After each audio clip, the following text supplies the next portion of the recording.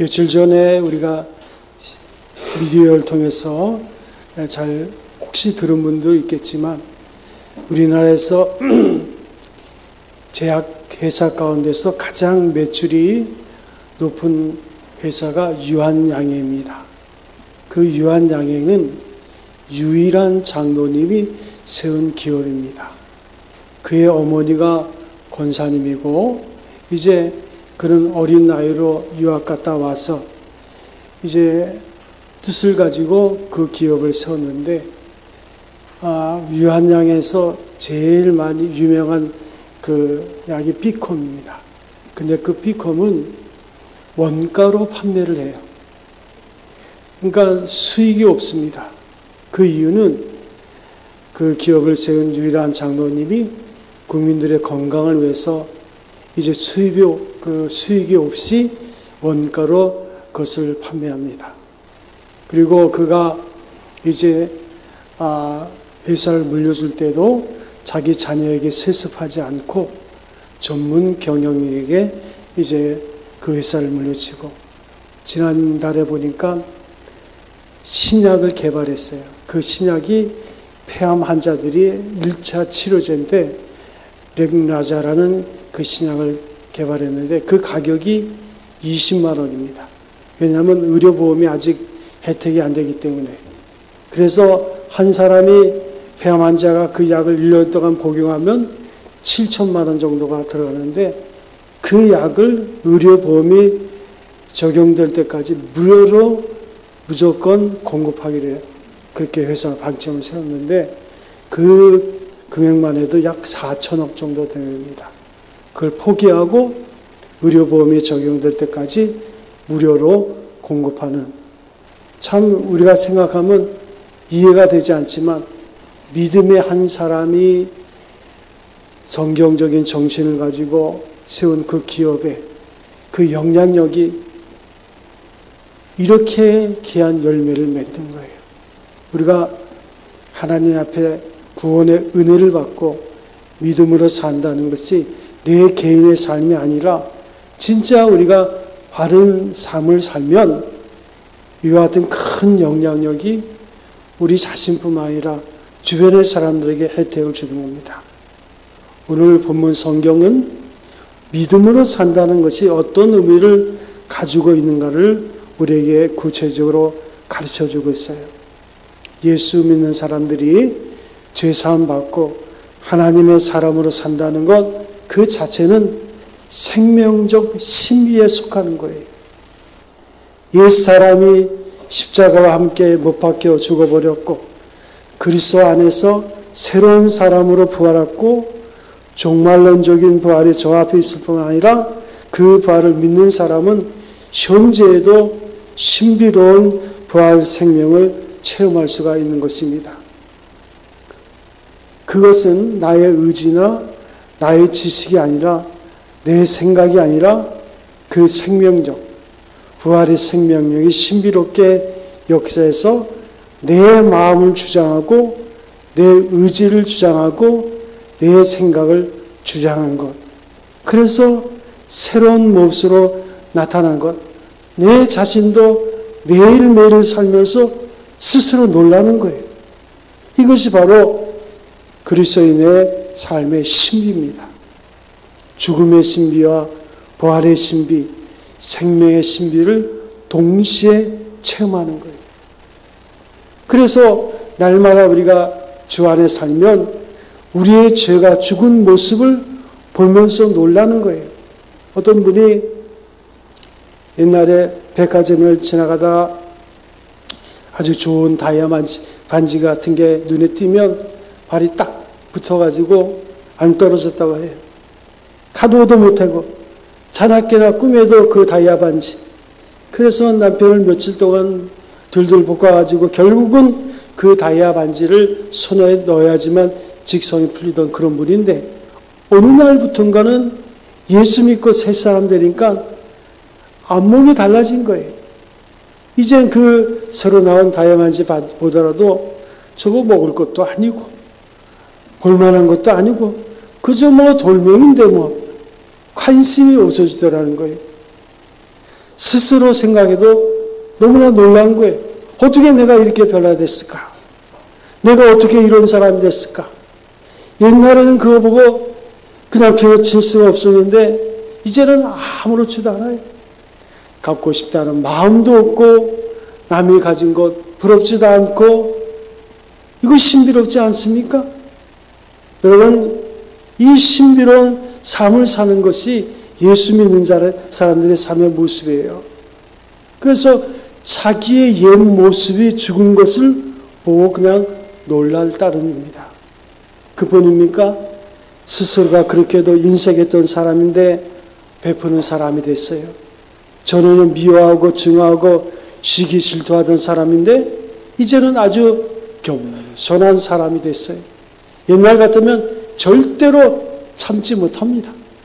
참는다는 것은 나의 사전에 없습니다. 그랬던 사람이 이제는 참으려고 노력할 것도 없이 어느 겨를에 다 참아버리고, 전에는 그렇게 믿던 사람이 이제는 불쌍해 보일 뿐이에요. 안 됐다 싶고 측은하게만 보이는 거예요. 이게 바로 새로운 사람으로 변화된 모습이에요. 완전히 새 사람이 된 거예요. 예수 믿기 전에 나의 모습과 믿은 이후의 삶이 완전히 달라 보이는 거예요. 그래서 예수 그리스도와 함께 세례를 받음으로 내 죄가 죽었다는 고백을 분명히 하는 거예요. 그 세례 속에 신비로운 자기 생명을 스스로 체험하게 됩니다. 이 신비 체험 경험은 이제 실제적인 것이요, 또한 구체적인 것이에요. 그래서 기독교라는 것은 종교적인 감정이나 즐기는 그런 감상적인 종교가 아닙니다. 제가 더냐 어떤 분이 나와서 기도하는데 새벽에 그렇게 열심히 나오고, 제가 설교하는 그 강대상 앞에 나와서 무릎을 꿇고 간절히 그냥 다른 사람을 보면 아이고 대단하다.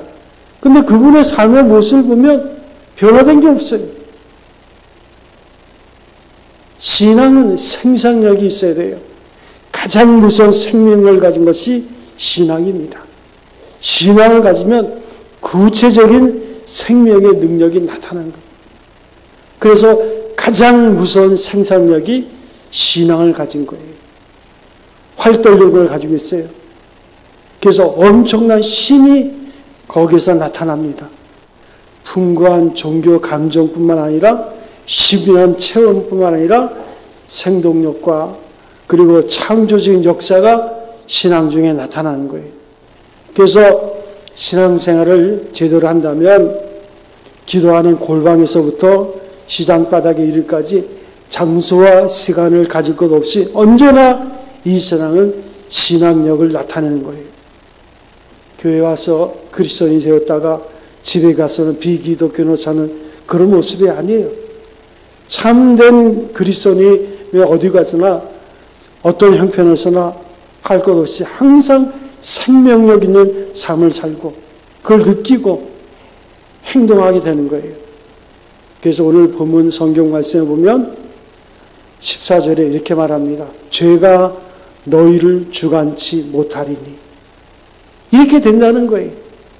이것이 바로 그리스도인의 생명에 대한 실제적인 증거입니다. 죄가 너희를 주관치 못하리니. 우리는 실제 생활 속에서 신학의 위력을 체험하면서 삽니다. 너희는 죄로 너희 죽을 몸에 왕노릇 못하게 하라 그랬어요. 왕노릇한다는 것은 지배한다는 겁니다. 그래서 결국은 우리 인생의 삶의 주인이 누구냐? 어찌 보면 우리 인생에는 자유가 없어요. 주인이 따로 있을 뿐이에요. 우리는 결국은 누군가의 지배를 받고 있어요. 자유라는 그 이름만 있을 뿐이지 자유란 실제적으로 없는 거예요. 생각해보면 여러분 마음에 얼마나 자유가 있습니까? 사랑을 자유라고 말한다면 자유가 있는 것이지만 사랑의 노예도 노예기에 자유가 없는 거예요. 실제적으로 우리는 자유 없이 살아왔는데 문제는 여기 있어요. 사단의 노예가 되느냐 아니면 하나님의 노예가 되느냐? 하나님을 왕으로 섬길 것이냐? 사단을 왕으로 섬길 것이냐? 여기에 우리의 삶의 실체가 있는 거예요. 그래서 죄의 지배하에 죄의 왕노릇하는 거기에 물려서 죄의 백성으로 살아가고 있느냐? 아니면 의의 지배에 살고 있느냐? 여러분, 죄 짓는 것도 내 마음대로 되는 게 아닙니다. 죄를 반복해서 쓰는 사람들의 이야기를 들으면 내가 의지로 끊으려고 애를 써도 안 된다는 거예요. 그게 나를 끌고 간다는 거예요.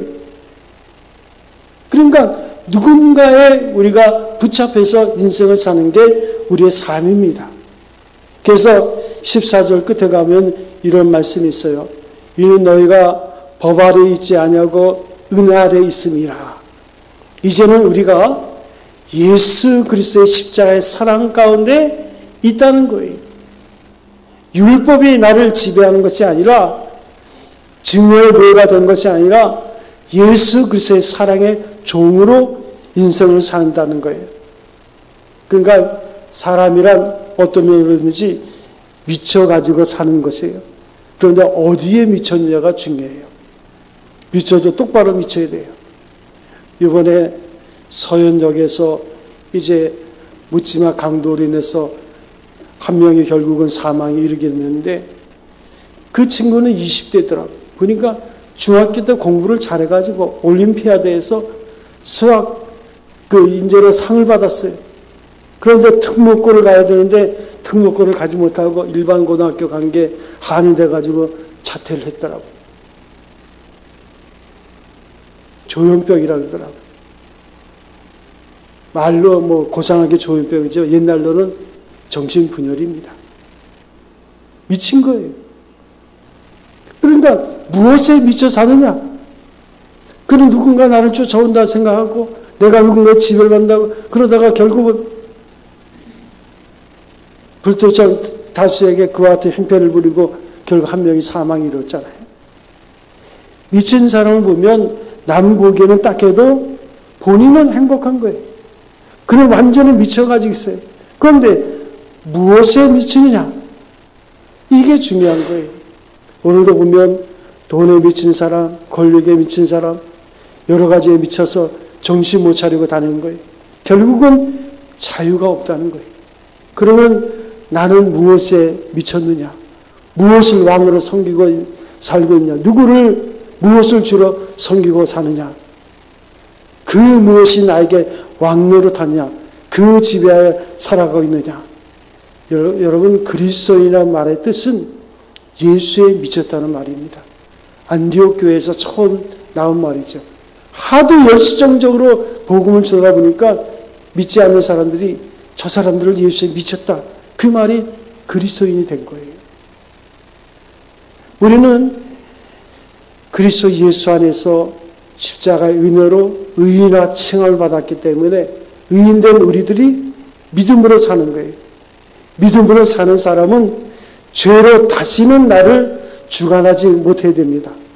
이제 주인은 오직 그리스도뿐이에요. 그래서 예수 믿는다는 것은 그리스도를 주로 고백하는 거예요. 그가 내 주인이고 그가 나의 왕이고 나는 그만을 섬기고 그 권력하에 그를 섬기며 진정한 자유를 누리는 거예요. 이것이 바로 그리스도의 모습입니다. 오늘 성경은 우리에게 말씀하고 있습니다. 소극적으로는 이렇게 말해요. 죄로 너희 죽을 몸에 왕노릇 하지 못하게 하라. 죄가 왕노릇 하지 못하게 하라. 죄가 나를 다스리지 못하게 하라는 거예요. 죄를 지은 자마다 죄의 종이 되는 거예요. 그러니까 죄를 짓고 회개치 않으면 그 죄의 위협 아래서 또다시 죄를 지을 수밖에 없어요. 그러면서 누군가가 나에게 질문하면 거짓말합니다. 내가 잘못했습니다. 말해보면 끝나는데 거짓말을 해요. 그래서 죄를 안 지은 것처럼 그렇게 사는 거예요. 합리화합니다. 그러니까 그런 사람들 보면 머리는 좋아요. 근데 계속 거짓말하다 보니까 자꾸 쌓이는 거예요. 회개 안 하려고 하니까 계속 죄의 종이 돼서 범죄할 수밖에 없는 거예요. 죄가 또 죄를 낳는 현상이 나타난 거예요. 회개하지 않으면 또다시 죄를 짓게 되고 죄로 나를 다스리지 못하게 한다는 것은 완전히 회개하고 살 때야만이 가능한 것입니다. 어느 때라도 너는 죄인이다 할 때 아니다 할 게 아니라 나는 죄인입니다. 그러나 주께서 나를 위해서 죽으셨습니다. 이 대답을 분명히 할 수 있어야 돼요. 너희는 죄인이다 할 때 왜 내가 죄인이야? 나만 죄인인가? 이렇게 나오면 일이 복잡해지는 거예요. 어느 사이에 죄의 노예가 되고 마는 거예요. 그래서 가장 훌륭한 인격이 뭔지 아십니까? 미안합니다. 그런 말을 잘하는 분이에요. 어느 교회나 미안합니다. 죄송합니다. 내가 이렇게 부족해서 이런 실수를 했습니다. 그러면 그만인데 이 말 한마디를 못하는 거예요. 그래서 어느 사이인가 죄의 노예가 되고 형벌의식의 노예가 되고 저주의식의 노예가 되고 결국은 완전히 그 죄에 붙들려 사는 거예요. 그러니 그 마음이 어두워집니다. 꼼짝 못하고 죄가 나를 끄는 대로 끌려갈 수밖에 없어지는 거예요. 회개하기까지는 도리가 없어요. 그래서 예수 믿는 사람은 회개하고 주 예수를 믿는 사람이에요. 그래서 다시는 죄가 나를 다스리지 못하게 하는 거예요. 죄의 노예가 될 이유가 없잖아요. 죄가 인도한 대로 끌려갈 이유가 없잖아요. 이미 지은 죄는 사함받았고 지금 지은 죄는 회개함으로 그 죄 가운데서 우리가 구원의 은혜를 잊게 되는 거예요. 사랑하는 성도 여러분, 속지 마세요. 우리가 지은 죄, 지을 죄까지도 예수님이 다 담당하시고 십자가에 죽으신 줄로 믿습니다. 더 이상 우리는 죄의 종이 아니에요. 죄에 대해서 죽었는데 무엇에 나를 심판할 수 있겠어요? 내가 죽음으로써 나는 죄의 심판으로부터 자유하는 거예요. 그래서 죄가 나를 다스리지 못하게 하라. 계속적으로 회개하는 겁니다. 뿐만 아니라 주께서 내 죄를 다 사하셨다는 사실을 항상 고백하는 거예요. 주께서 나를 위해서 죽으셨다. 주께서 나를 위해서 십자가에 죽으셨다. 따라하겠습니다. 주께서 나를 위해서 십자가에서 죽으셨다. 그러니까 죄는 더 이상 나에게 영향력을 끼치지 못하는 거예요. 다만 우리가 속을 뿐이에요. 이미 끝난 거예요. 그런데 계속 우리가 죄에 끌려다니는 이런 어리석은 자가 되는 그런 사람들이 있는 거예요. 그래서 우리는 항상 주님의 이름으로 선포해야 됩니다. 내가 지을 모든 죄는 그리스도의 십자가에서 끝났다고. 바울처럼 내가 그리스도 예수와 함께 십자가에 못 박혀 죽었나니 이제는 내가 산 것이 아니요 내 안에 그리스도 예수의 영, 주의 성령께서 사신 것이라 이 고백이 있어야 됩니다. 또한 성경은 오늘 본문의 말씀 보니까 몸의 사역을 순종치 말라 그랬어요. 이 말씀은 이제 죄의 지배를 받지 말라는 거예요. 왜냐하면 우리의 몸은 죽어버릴 육체의 몸에 불과하다는 거예요.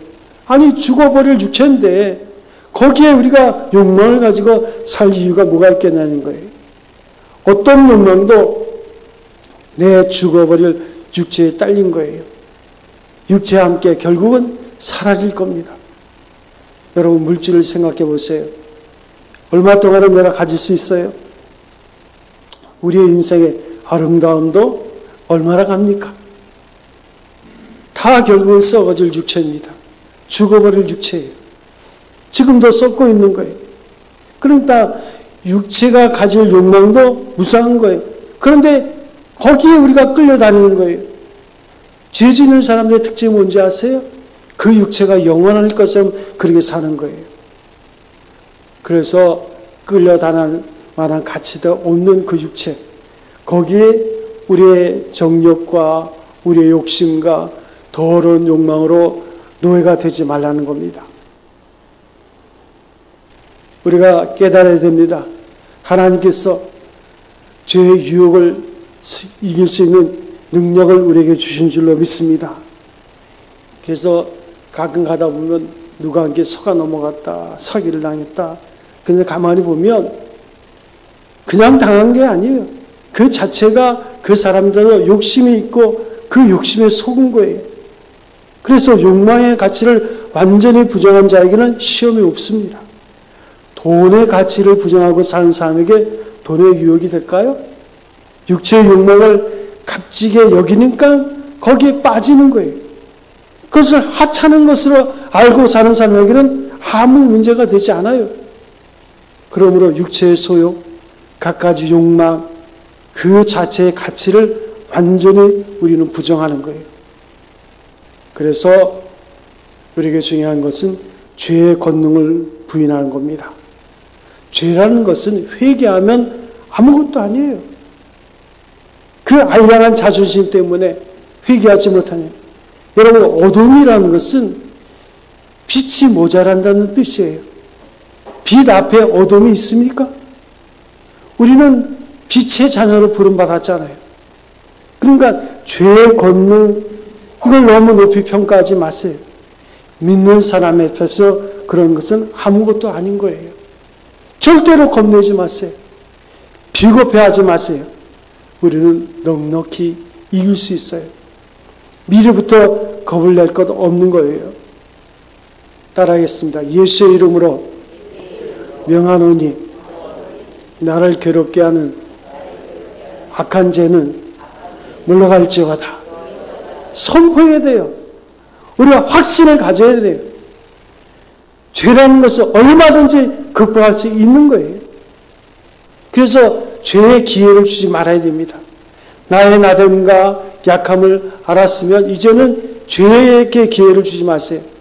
에베소서 4장 26절에 보면 분을 내어도 죄를 짓지 말고 해가 지도록 분을 풀지 말라. 분할 때가 있어도 곧 지어버리고 오래 가지고 있으면 안 되는 거예요. 마귀로 틈을 엿보게 못하게 할 것입니다. 미운 마음이 있으면 죄짓게 되는 거예요. 욕망을 오래 가지고 있으면 실수하게 되는 거예요. 마틴 루터가 이런 말을 했습니다. 머리 위로 지나가는 새는 막을 길이 없지만 새가 내 머리에 둥지를 트는 것은 막아야 된다. 내가 무슨 욕망 같은 것 슬쩍 나를 지나갈 수 있어요. 그러나 그것에 노예가 돼서는 안 됩니다. 절대로 저에게 기회를 주지 말라는 거예요. 이걸 잊지 마세요. 또 하나는 겸손해야 됩니다. 내가 이길 수 있다고 생각하면 안 돼. 여러분의 몸을 여러분 자신의 의지나 결단으로 이길 수 있다고? 아닙니다. 우리의 몸은 죄로 죽음과 연결되어 있어요. 하나님께서 능력을 주셔야지만 우리가 이 몸의 연약함으로부터 이길 수 있는 거예요. 그런 거로 믿음으로만 이길 수 있어요. 주님께서 힘을 주셔야 이길 수 있는 거예요. 내 의지로, 내 능력으로 죄와 싸워서 이길 수 있다? 착각입니다. 착각하는 그 순간에 나는 넘어가는 거예요. 그래서 교만하면 넘어지는 거예요. 아주 겸손한 마음으로 오직 믿음으로 하나님이 살아계시고 그를 찾고 구하는 자에게 상 주시는 이 믿음을 믿을 때 우리는 그 힘의 능력으로 내게 능력 주신 자 그리스도 예수 안에서 모든 것을 할 수 있는 줄로 믿습니다. 또 하나는 하나님의 약속을 믿어야 돼요. 내가 누군가 하나님이 나를 자녀로 삼으셨어요. 이 사랑에 의심을 갖지 마세요. 하나님께서 나를 사랑하십니다. 과거도 그랬고 현재도 그렇습니다. 심지어는 내가 하나님께 원수 되었을 때도 하나님은 나를 끝까지 사랑하세요. 지금도 사랑하십니다. 앞으로도 사랑하실 거예요.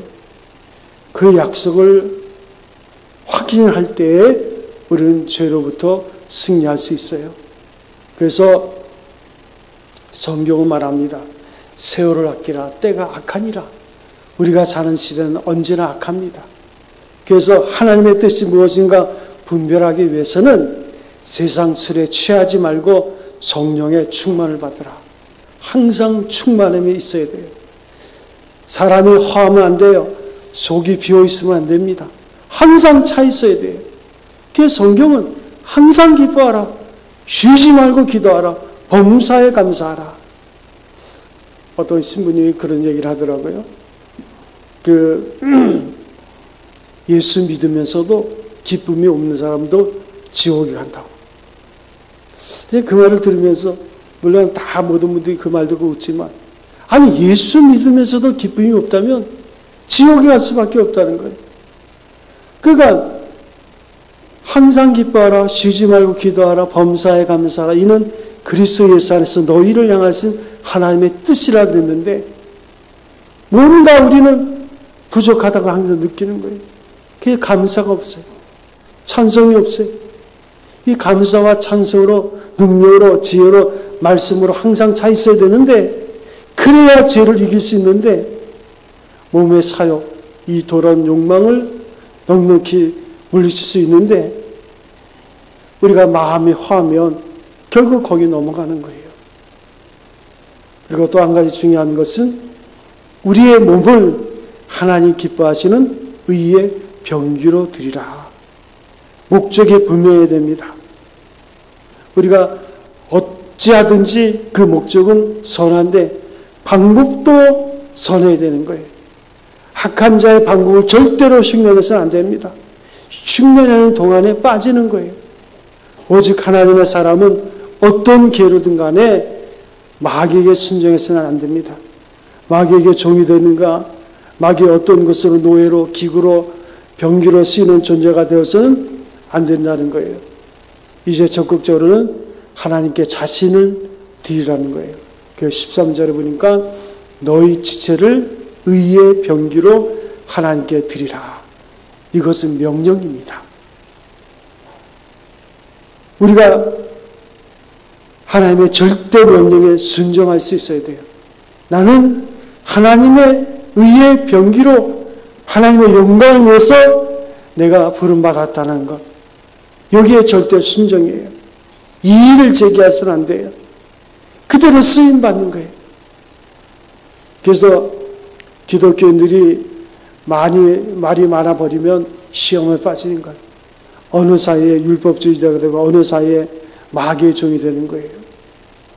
그래서 이름도 없이 빛도 없이 수고해야 돼요. 어떤 사람은 찬송에서 이름 없이 빛도 없이 하는 대목을 부르지 않는다고 해요. 내 이름도 좀 나타나야 되고 각광도 받고 이래야 성이 찬다는 거예요. 그러나 어디까지나 나는 이름 없이 빛 없이 의의 병기로 하나님 앞에 쓰임받는 것, 이걸 하나님 앞에 감사하는 거예요. 완전히 내가 쓰임받는 것. 이렇게 쓰임받는 동안에는 죄를 이길 수 있어요. 유혹에 빠질 시간조차 없는 거예요. 그걸 알아야 됩니다. 그래서 우리가 계속적으로 반복적으로 우리 자신을 드리는 거예요.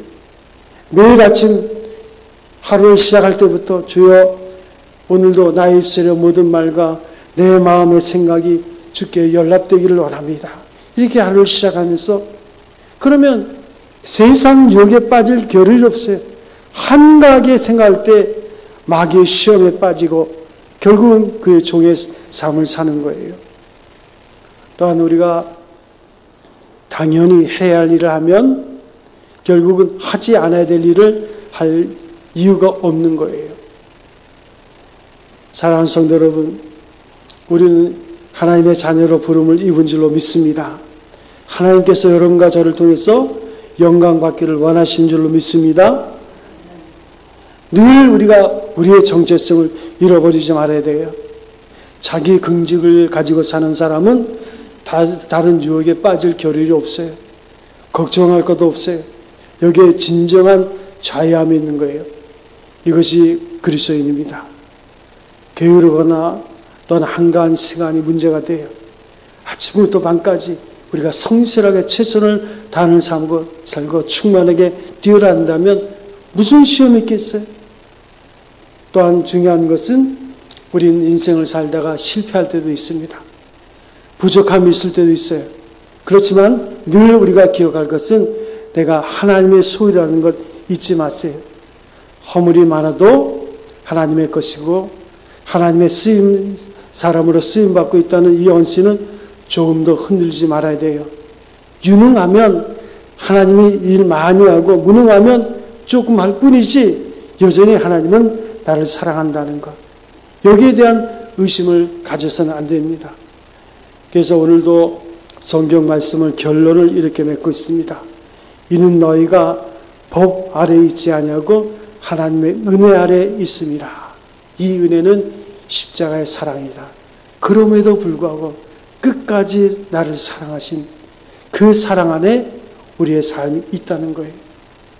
그래서 우리는 다시는 죄의 유혹의 노예가 되거나 죄의 지배를 당할 필요가 없어요.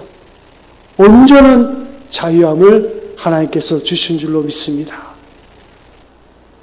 은혜가 있는 것에 자유가 있고 사랑이 있는 것에 자유가 있고 하나님의 사람으로 쓰임받을 때에 능력이 있는 것입니다. 한마디로 말해서 여러분과 저는 하나님의 사랑 가운데 부름받은 주의 자녀인 줄로 믿습니다. 한번 한마디 따라하겠어요. 하나님, 내가 하나님을 사랑합니다. 이 고백이 늘 있어야 돼요. 어찌하든지 여러분이 어떠한 삶 속에 있든지 다른 사람이 나를 비난하고 조롱하고 상관하지 마세요. 하나님은 여전히 여러분을 사랑하시고 여러분은 사랑의 종입니다. 자유의 종입니다. 거기서 참된 그리스도의 모습을 가지고 오늘 사는 성도 여러분 되시기를 주님의 이름으로 축원드립니다.